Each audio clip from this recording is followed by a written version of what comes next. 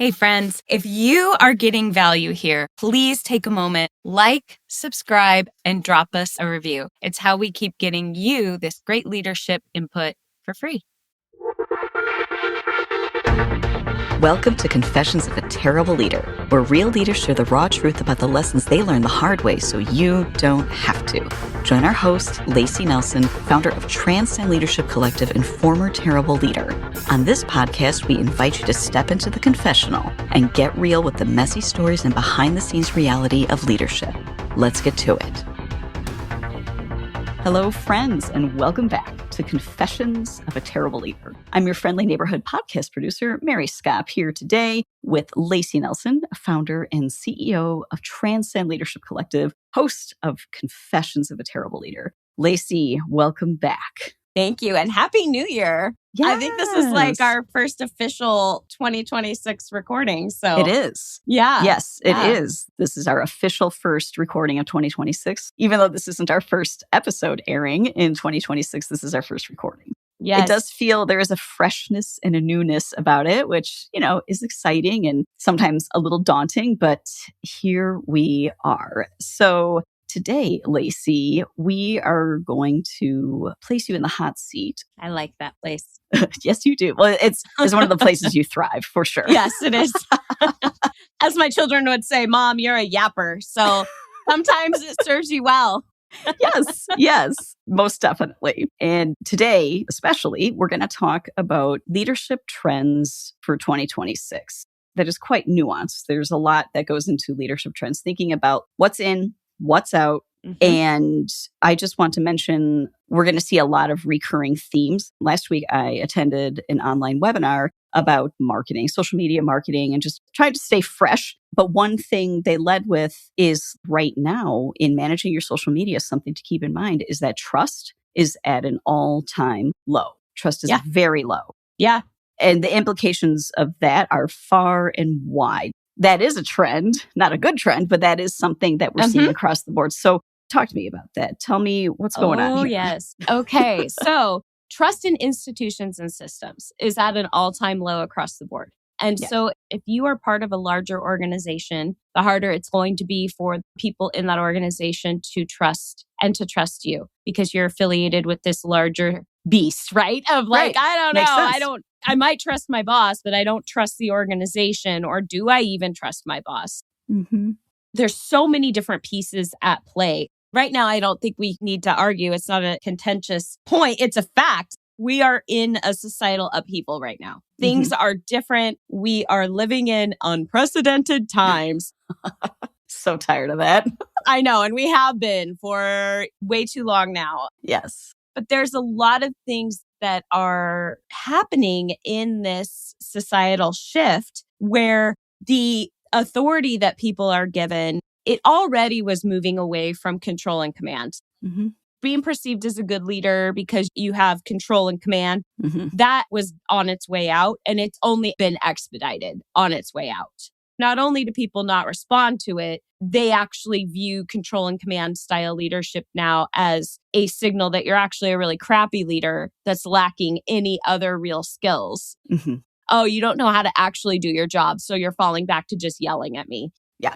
I don't care. And so where we have the disconnect, and often I think can be interpreted as lazy or, kids these days, young people these days, employees these days, period, just don't want to work hard. And I find that to be absolutely false. What is true is they don't want to work hard for you because you give them no reason to want to. You don't make them feel connected, no sense of belonging. Yeah. You're relying on your title and what you think, how they should be treating you and how that you think they should respect you because it's how you came up. If that is your paradigm, things are not going to get easier for you. They're only going to continue to get harder as a leader, and you're going to have a harder and harder time holding on to employees.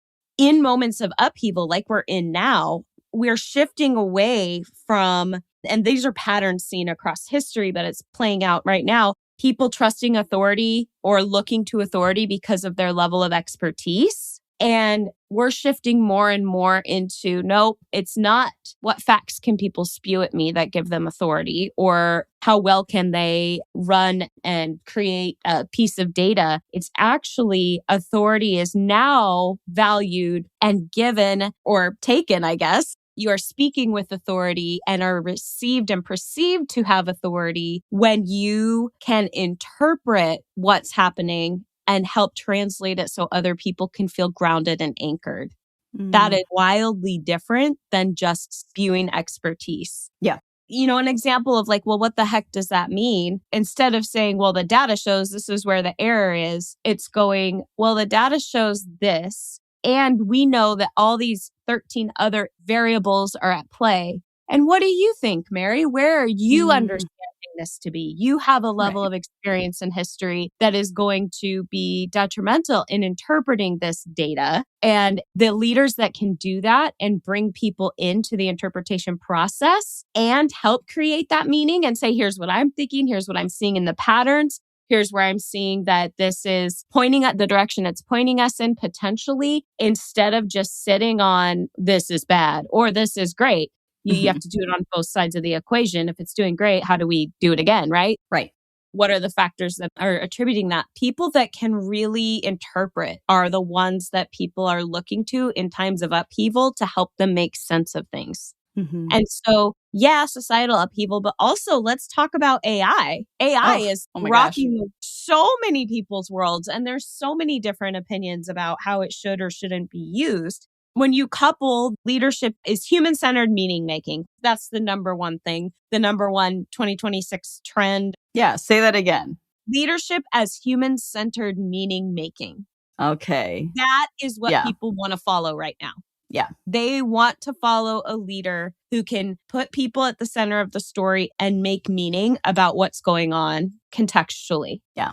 And when you throw AI into the mix and where it's going and the way it's being introduced, and it is a tremendous tool that can be used for the power of good or can be used the other direction. Yes, so, that's true. Yes. A strong leader is going to help draw the boundaries for their team and help interpret AI as an assistant. It's still a machine. It's just a fast assist in some areas, like around data analytics and pulling reports and doing some analysis. But guess who's going to make the meaning of that analysis? It's still us humans, right? Yeah. Leaders are going to continue to be expected to have, I think even at a higher level, some AI fluency with ethical judgment. Understanding that we're not outsourcing our intelligence to machines. How do we utilize them to really complement and enhance human thriving and human judgment? And critical thinking is going to continue to be stronger than ever because it is AI. It still makes mistakes, right? Right. To go, okay, let me critically think through this response. Does it actually make sense? Or could there be a misinterpretation of the data or lacking context? Yeah. Right. Well, and we've all seen those examples of when students turn in their papers and they've got the AI header and footer that are like, would you like me to make this more? Oh my gosh. They don't even delete that. So we've seen those frustrating and humorous examples. Obviously, much care needs to be taken as to how we continue to use AI. Yes. And helping with the ethical use and a leader that isn't just dismissive of people's potential concerns of get over it. You have to learn how to use this. That's the command and control. Yeah.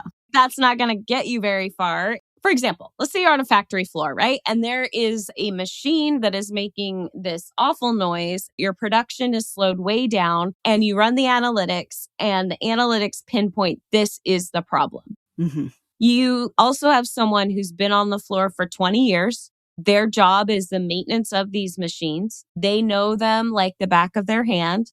They understand that every machine is its own creation and the owner's manual, if you will, is a idealized, this is how it's supposed to work. But every machine is a little bit unique. And so they have the history of, they've been there since that thing was installed. So as a leader, being able to make the person that has that 20, 30 years of experience running that machine and taking care of that machine and bringing them into the fold and saying, hey, this is what the analytics are saying. However, what do you think? Yes. Does this make sense to you? Does this seem to be spot on, or are we not aware of something? Pulling them into that discussion, all of a sudden you're defaulting to them and their expertise, right? You want their input, you want their opinion. You're not going to make them feel dismissed and useless as if you run the thing and then you say, here's the fix you need to do.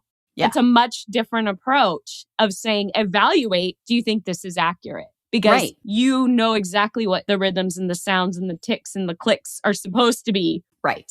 Well, and that type of leadership, it's this idea of true collaboration. Yep. And I could see that being very difficult for some leaders who were just kind of the control and command. It's all they've ever known. They're just completely immersed in that. It's like, well, I don't have time to bring so-and-so into it. But it's like, no, all of that time is worth every second because it's the overarching, I guess, environment of your leadership.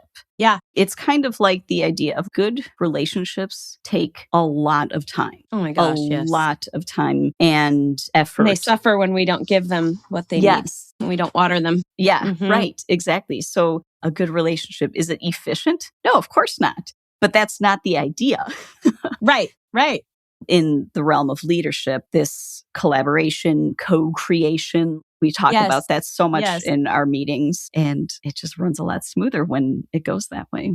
And to your point, it's not efficient in the moment, but I would argue it is much more efficient over time. Yes. And that brings me to another one of the trends in our leadership world that I think is going to continue to surface in 2026 is the leaders that excel and rise to the top and are competitive are the ones that are going to be able to balance competing demands. So if you can hold the both and you're running an organization or a team, a high demand team, and you can really make an intentional push towards paradox mastery, which, I'd like to be paradox efficient. Can we get to efficient first? But what does that actually mean? It means being able to balance short-term performance with long-term human sustainability. It also links back to when you've got an organization that's burning through people and your retention rates are horrible. One of the first things I'm going to look for is where are you out of balance with your short-term demands with long-term sustainability. Yeah. And in practice, that can look like lack of clarity, or it can look like a set of goals for growth that are so ambitious that in order to do it, it's going to require a level of output from your people that will eventually crash and burn them. Yeah. And we see this a lot in high pressure sales environments or a production environment. People are people. And as much as we like to think we're invincible, we're not.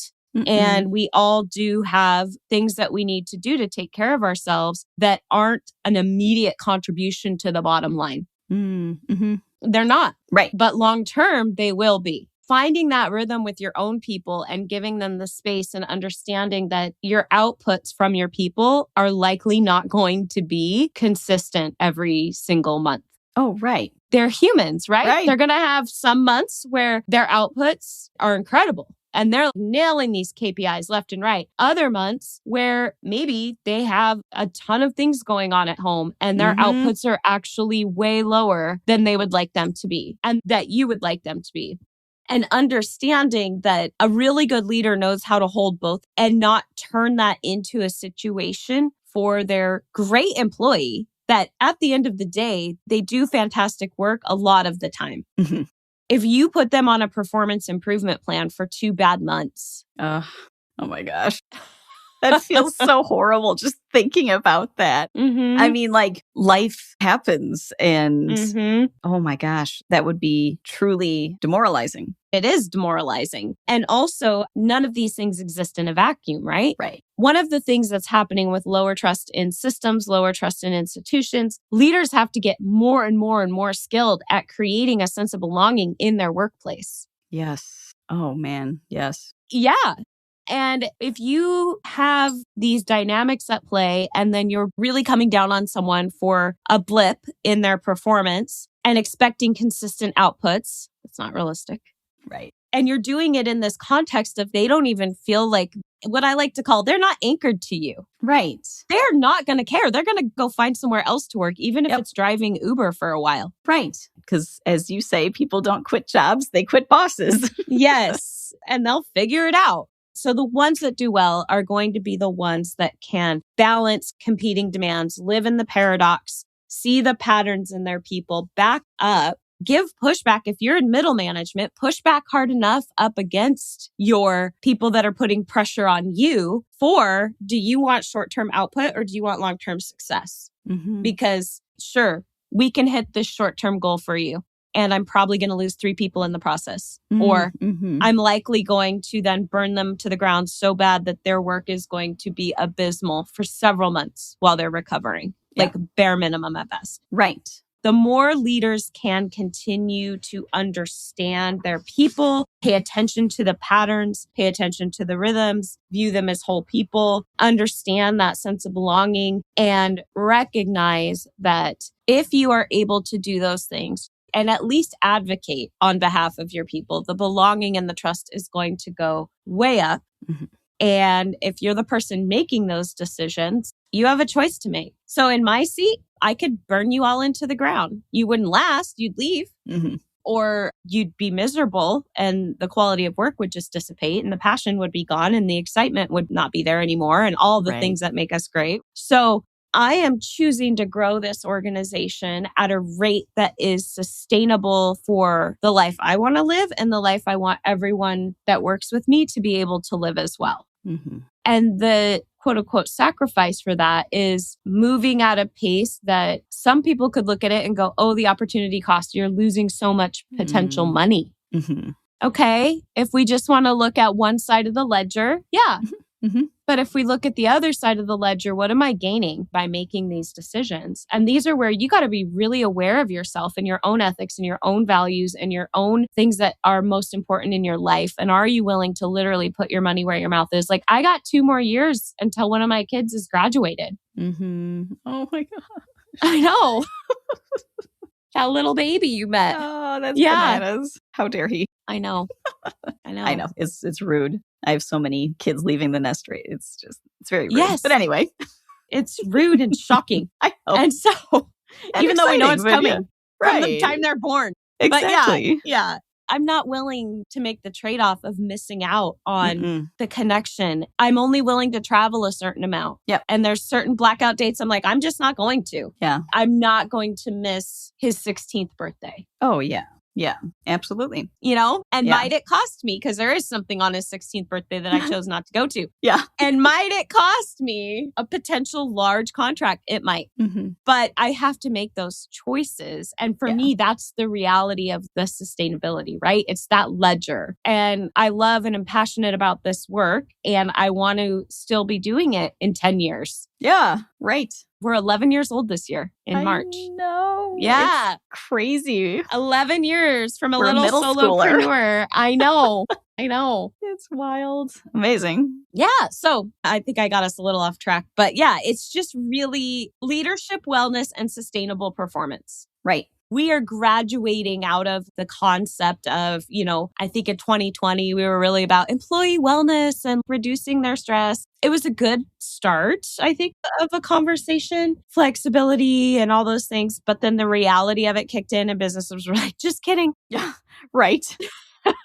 Yeah. Just kidding. Just kidding. Get back here. Yeah. Yes. So I think that the shift that's happening in our society at large is the shift of understanding burnout and stress, actually understanding it as systemic risk instead of individual weakness. Oh, yeah. Oh, that's so good. Okay. Oh my gosh. Okay. Let's dive a little more into that. And then I think Layci and I were talking about this. I think we're going to do a part 1 and part 2 because this is just such a huge topic. It is. the shift in leadership trends. But let's talk about that a little bit more, and then we'll wrap things up for today and then revisit this again. And also, we would love to know your individual thoughts on, well, what do you see in leadership trends in 2026? How is it impacting your life? Whether you are a leader, well, everyone is a leader, but like you have direct reports or not. So let us know. We'd love to hear from you. But okay, Layci, let's dive into this and we'll wrap it up. Okay, so if we take an anthropological perspective, which is always fascinating and fun to do. I'm nerding out. I love it.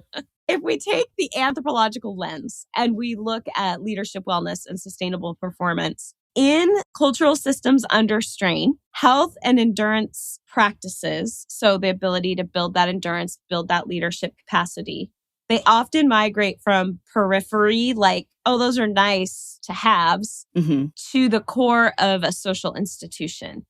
So what once was considered soft becomes an essential survival strategy. Gotcha. And really gets centered. And so when you think about the times in cultural systems where that's happened, when they're not under strain, a lot of those practices and things that do allow us to have enhanced capacity, better ability to be mindful of wellness, self-regulation, energy management, sustainable performance, those things are happening because there's space for them to happen. A lot of them, they exist already. But when systems are under strain, those often are the first things to go because they're viewed as important but not urgent. Or sometimes they're not viewed as important or urgent. And they just completely fall off a person's life. But it's not an individual weakness. It's systems that are set up so there's absolutely no space for those things to grow or to be practiced. I think we're starting to see this shift in a business, in the for-profit world.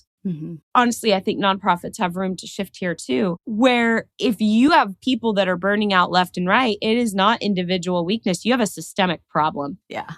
If you have an industry full of alcoholics, there's a few of them, you have a systemic problem. If people are numbing out, using different ways to escape, if you've got people chronically ill, if you've got people missing tons of work, if you have people that you're waiting for that rise to that output to go back up, you're trying to be patient, but man, it has not gone up for a long time. And those end of the year KPIs, they were somewhat reasonable and they're looking really far off and unattainable. It is likely a systemic issue. And when we start to understand that, we're going to then cross into a different level of problem solving. And the way that we approach it isn't going to be, well, we need more yoga classes for Mary. Right? It's like, that'll fix it. That'll fix it. Listen, I would never say no to like, here's a 4-pack to your favorite yoga studio. I'd be like, okay, if you insist. It's all Band-Aids. It's a lovely Band-Aid, but it's just a Band-Aid. But you're right. You have to dig deeper and realize there's truly a systemic issue at hand here. And unfortunately, those are the toughest ones, I think, to sort through and have some very honest conversations of defining and then choosing a path from there. Like, okay, well, how do we address these systemic issues to make this more sustainable for everybody? And that's a really hard thing to do. Oh, absolutely. And if you're going to do it well, the amount of digging and upheaval and skill it requires just to sit in the space and have someone picking apart the way you run your team and looking for the way it's not helpful. A huge level of self-regulation skills required to be in a space where you can be an active, co-creative, collaborative participant. And it's not you versus the person who's telling you your system's not working well. There will be no names named, but one time, a very long time ago, when I was drowning in babies and isolation, someone sent me a new purse, which was nice. But that's no. Did not help. It's like, it's pretty. It didn't fix it. No, oddly enough, I was still, exhausted and isolated. I don't know how the purse didn't fix that, but A purse. That's like the pizza party. Yeah, exactly. Or bringing in donuts or, like you said, here's a yoga class. That'll fix it. Mary, are you feeling more relaxed now? Right. Or here's an extra vacation day. Yeah, one day. Which these things are all lovely. Yes, these are not bad things. You're not addressing the root issue. Right. Yeah. It is the understanding that leadership wellness and taking accountability for the wellness of the people that work with and for you, sustainable performance, it only gets real when we look at it from a systemic level. Yep. Makes perfect sense. And that would be one of the toughest things to dig into. Yeah. Just all across the board. But I love this. And I can't wait to talk more about that. So Layci, thank you for sharing your own research into this extremely complex topic. The research on this, it never ends. We're always learning new things. We're always learning about best practices and how do humans best function. And in the spirit of continuous learning, which of course is what we're all about here at Confessions of a Terrible Leader and Transcend Leadership Collective. Layci, any closing words you would like to share with our audience? One of the things I would just like to share, and we'll pick up on this next time, Mary, because I'm sure it's going to spark a million things in you. Just because you used to, say you've been at this leadership thing for a while and practices that used to work and the way that you used to run your team just isn't working anymore, it doesn't mean that anything is wrong with you. It just means that the world that those worked in isn't the world that we're in today. And it isn't the generations that are coming into the workforce today. And the context has completely changed. And so it isn't a fair expectation of yourself to think you're going to know immediately the right way to adapt to the new context without some intensive research training, some guidance, someone to help you navigate all of this, because leadership is not, as much as we'd like it to be, isn't stagnant ever. It's not something you learn once and then you've got it. It's a stack of skills and knowing when to use which skills and understanding the waters you're swimming in. And the skills you need are going to change depending on the tide. Yeah. Well Give yourself said. some grace. Yes. Yes. Oh my goodness. Boy, oh boy. It's never been harder to be a human leader or not. No, it Well, hasn't. thank you. Thank you, Layci, for sharing that. Appreciate it. And thank you, listeners and viewers, for being here. And until next time, go manage like a leader. Thanks for listening to Confessions of a Terrible Leader. If you're feeling brave and have your own terrible leader story that you'd like to share, head over to transcendleadershipcollective.com/podcast to fill out a guest application. We'd love to hear from you. Confessions of a Terrible Leader is hosted by Layci Nelson and produced and edited by Fixation Point Productions. Music is by Leif Olson and Mary Scott from the band The Number of Months. Confessions of a Terrible Leader is a free leadership resource offered by Transcend Leadership Collective. If you are ready to refuse the limits of average leadership and join the leadership revolution, visit transcendleadershipcollective.com to check out our offerings for engaging workshops, strategic planning, and more. Thank you so much for listening. Don't forget to like, subscribe, and leave us a review. And until next time, go manage like a leader.